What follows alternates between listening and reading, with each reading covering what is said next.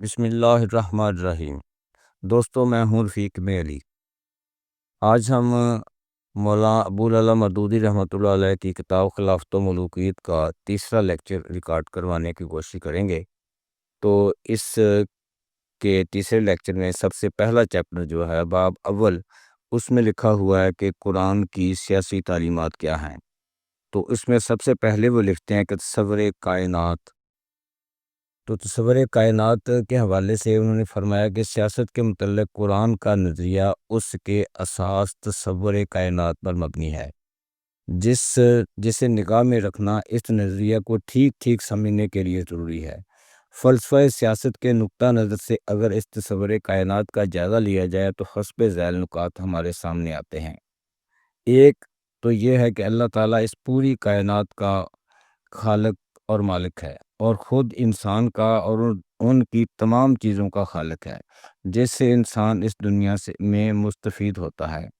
اس حوالے سے قرآن مجید فرقان حمید کی انہوں نے 42 آیات، تو اس میں سے اہم ترین جو آیات ہیں وہ انہوں نے لکھا ہے الاعراب، در حقیقت زمین اللہ کی ہے، اپنے بندوں میں سے جسے چاہتا ہے اس کا وارث بنا دیتا ہے۔ سورۃ آل عمران، کہو خدایا ملک کے مالک تو جسے چاہے ملک دے اور جسے چاہے چھین لے، جسے چاہے عزت دے اور جسے چاہے ذلیل کر دے، ساری بھلائی تیرے اختیار میں ہے، تو ہر چیز کا قادر ہے۔ تو ان 45 آیات کا ترجمہ لکھنے کے بعد پھر فرماتے ہیں کہ دوسرا حصہ جو ہے حاکمیت الہیہ، یعنی اللہ کی حاکمیت کے حوالے سے فرماتے ہیں مولانا ابوالعلا مودودی رحمۃ اللہ علیہ کہ کائنات کے ایک تصور کی بنیاد پر قرآن کہتا ہے کہ انسان کا حقیقی فرمانروا اور حاکم بھی وہی ہے جو کائنات کا حاکم فرمانروا ہے۔ انسانی معاملات میں بھی حاکمیت کا حق اسی کو پہنچتا ہے، اس کے سوا کسی انسان یا غیر انسانی طاقت بطور خود حکم دینے کا فیصلہ کرنے کی مجاز نہیں ہے۔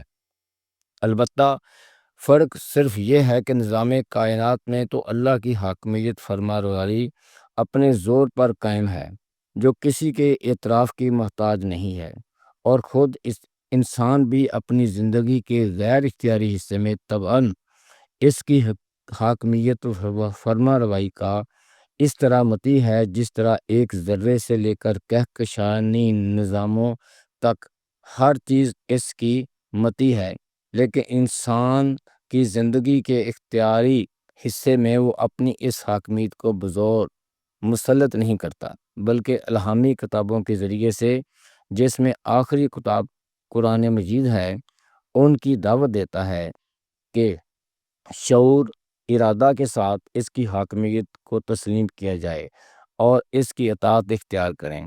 اس مضمون کے مختلف پہلوؤں کو قرآن کی بڑی وضاحت کے ساتھ بیان کیا گیا ہے۔ پہلا نمبر 1، یہ کائنات رب ہی در حقیقت انسان کا رب ہے اور اس کی ربوبیت تسلیم کرنی چاہیے۔ تو نمبر 1، قرآن مجید کی سورۃ الانعام میں پروردگار لکھتے ہیں، اے نبی کہو میری نماز اور میری قربانی، میرا جینا، میرا مرنا، سب کچھ اللہ رب العالمین کے لیے ہے۔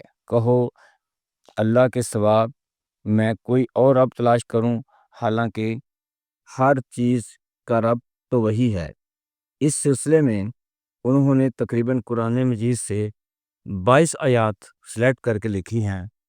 تو آگے تیسرے نمبر پر وہ فرماتے ہیں خلافت و ملوکیت میں اللہ کی قانونی حاکمیت۔ اس وجود سے قرآن فیصلہ کرتا ہے کہ اطاعت خالصتاً اللہ کی اور پیروی اس کے قانون کی ہونی چاہیے۔ اللہ کو چھوڑ کر دوسروں کی یا اپنی خواہشات نفس کی پیروی ممنوع ہے۔ سورۃ الزمر آیت نمبر 2، اے نبی ہم نے یہ کتاب حق کے ساتھ تمہاری طرف نازل کی ہے، پس دین کو اللہ کے لیے خالص کر دے، اس کی بندگی کرو، اور خبردار دین خالص اللہ ہی کے لیے ہے۔ سورۃ الزمر آیت نمبر 11 اور 12، کہو مجھے اللہ نے حکم دیا ہے کہ دین کو اللہ کے لیے خالص کر کے اس کی بندگی کروں، اور مجھے حکم دیا ہے کہ سب سے پہلے سر اطاعت جھکا دینے والا بن جاؤں۔ تو اس حوالے سے قرآن مجید کی 14 آیات ریکارڈ کی ہیں۔ تو آگے فرماتے ہیں کہ رسول کی حیثیت کیا ہے، خدا کا وہ قانون جس کی پیروی کا اوپر کی آیاتوں میں حکم دیا گیا ہے، انسان تک اس کو پہنچنے کا ذریعہ صرف خدا کا رسول ہے، اور وہی اس کی طرف سے اس کے احکام اور اس کی ہدایات انسانوں کو پہنچاتا ہے، اور وہی اپنے قول و عمل سے ان احکام اور ہدایات کی تشریح کرتا ہے۔ پس رسول انسانی زندگی میں خدا کی قانونی حاکمیت کا نمائندہ ہے، اور اس بنا پر اس کی اطاعت عین خدا کی اطاعت ہے۔ خدا ہی کا یہ حکم ہے کہ رسول کے امر بالمعروف و نہی عن المنکر اور اس کے فیصلوں کو بے چون چراں تسلیم کیا جائے، حتیٰ کہ ان پر دل میں بھی ناگواری پیدا نہ ہو، ورنہ ایمان کی خیر نہیں۔ سورۃ النساء۔ ہم نے جو رسول بھیجا ہے اس کے لیے بھیجا ہے کہ اللہ کے اذن کی اطاعت کی جائے۔ سورۃ النساء آیت نمبر 80۔ اور جس نے رسول کی اطاعت کی اس نے دراصل اللہ کی اطاعت کی۔ تو اس حوالے میں 5 آیات قرآن مجید کی انہوں نے نوٹ کی ہیں۔ تو 5واں نمبر یہ لکھتے ہیں کہ خدا بالا تر قانون کس کا ہے؟ سب سے بڑا اور اعلیٰ قانون خدا اور رسول کا حکم قرآن کی روح سے وہ بالا تر قانون ہے جس کے مقابلے میں اہل ایمان صرف اطاعت کا رویہ اختیار کر سکتے ہیں۔ جن معاملات میں خدا اور رسول اپنا فیصلہ دے چکے ہیں ان میں کوئی مسلمان خود آزادانہ فیصلہ کرنے کا مجاز نہیں ہے، اور اس فیصلے سے انحراف ایمان کی ضد ہے۔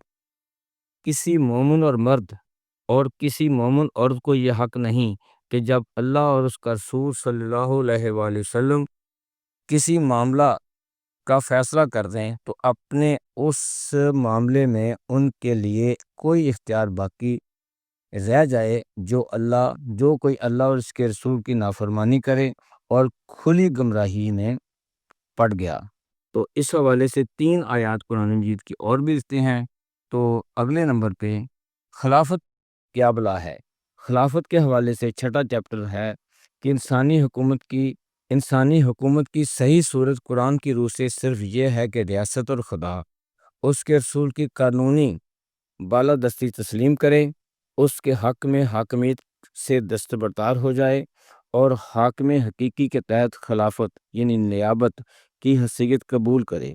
اس حیثیت میں اس کے اختیارات خواہ وہ تشریعی ہوں یا عدالتی ہوں یا انتظامی، لازماً ان کی حدود سے محدود ہوں گے جو اوپر پیراگراف میں ہم بیان کر چکے ہیں۔ تو فرماتے ہیں کہ اے نبی صلی اللہ علیہ وآلہ وسلم، ہم نے یہ کتاب تمہاری طرف حق کے ساتھ نازل کی ہے۔ تو اگلے چیپٹر میں مولانا مودودی خلافت و ملوکیت میں لکھتے ہیں کہ خلافت کی حقیقت پھر کیا ہے؟ اس خلافت کا جو تصور قرآن میں دیا گیا ہے وہ یہ ہے کہ زمین میں انسان کو جو قدرتیں بھی حاصل ہیں خدا کی عطا اور بخشش سے حاصل ہیں۔ خدا نے خود انسان کو اس حیثیت میں رکھا ہے کہ وہ اس کی بخشی ہوئی طاقت کو اس کے دیے ہوئے اختیارات سے اس کی زمین میں استعمال کریں۔ اس لیے انسان خود مختار مالک نہیں بلکہ مالک کا خلیفہ ہے۔ سورۃ بقرہ۔ اور یاد کرو جب تمہارے رب نے ملائکہ سے کہا کہ میں نے زمین میں ایک خلیفہ بنانے والا ہوں۔ سورۃ اعراف آیت نمبر 10۔ انسانوں، ہم نے تمہاری زمین میں اختیارات کے ساتھ بسایا اور تمہارے لیے اس میں سامان زیست فراہم کیا۔ تو اس حوالے میں یہ تو انفرادی حق کے حوالے سے 5 6 7 قرآن مجید کی آیات میں وہ لکھتے ہیں۔ اجتماعی خلافت۔ اس جائز اور صحیح نوعیت کی خلافت کا حامل کوئی ایک شخص یا خاندان یا طبقہ نہیں ہوتا، بلکہ وہ جماعت اپنی مجموعی حیثیت میں ہوتی ہے جس سے مذکورہ بالا اصول کو تسلیم کر کے اپنی ریاست قائم کی ہو۔ سورۃ نور میں آیات نمبر 55 کے الفاظ یہ ہیں کہ اس معاملہ میں صریح ہیں۔ اس فکرے کی روح سے اہل ایمان کی جماعت کا ہر فرد خلافت میں برابر کا حصہ دار ہے۔ کسی شخص یا طبقے کو عام مومنین کے اختیارات خلافت سلب کر کے انہیں اپنے اندر مذکور کر لینے کا حق نہیں ہے۔ نہ کوئی شخص یا طبقہ اپنے حق میں خدا کی خصوصی خلافت کا دعویٰ کر سکتا ہے۔ یہی چیز اسلامی خلافت کو ملوکیت، طبقاتی حکومت، مذہبی پیشواؤں کی حکومت سے الگ کر کے اسے جمہوریت کا رخ پر موڑتی ہے۔ لیکن اس میں مغربی تصور جمہوریت میں اصل فرق یہ ہے کہ مغربی تصور جمہوریت عوامی حاکمیت کے اصول پر قائم ہے، اور اس کے برعکس اسلام کی جمہوریت خلافت میں خود قوم خدا کی حاکمیت تسلیم کر کے اپنے اختیارات کو بغیر رغبت قانون خداوندی کی حدود میں محدود کر لیتے ہیں۔ تو آگے ریاست کی حدود کیا ہے؟ اس نظام خلافت کو چلانے کے لیے جو ریاست قائم ہوگی، عوام اس کی صرف اطاعت فی المعروف کی پابند ہوں گے۔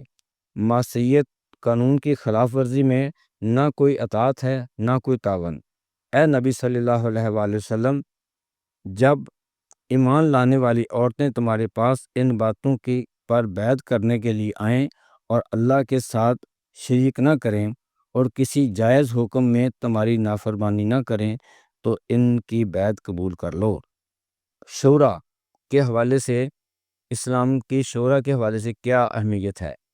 اس ریاست کا پورا نظام اس کی تاسیس اور تشکیل سے لے کر رئیس مملکت اور اولو الامر کے انتخاب اور تشریحی انتظامی معاملات تک اہل ایمان کے باہمی مشورے سے چلنا چاہیے، قطع نظر اس کے کہ مشاورت بلا واسطہ ہو یا منتخب نمائندوں کے ذریعے ہو۔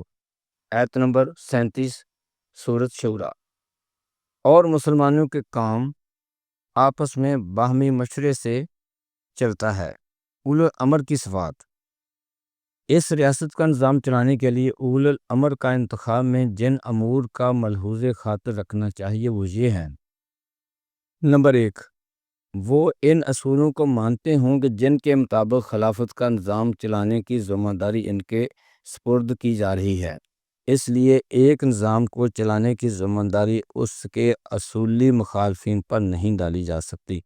ناظرین، اس پہلے چیپٹر کو ہم نے 2 حصوں میں تقسیم کیا ہے۔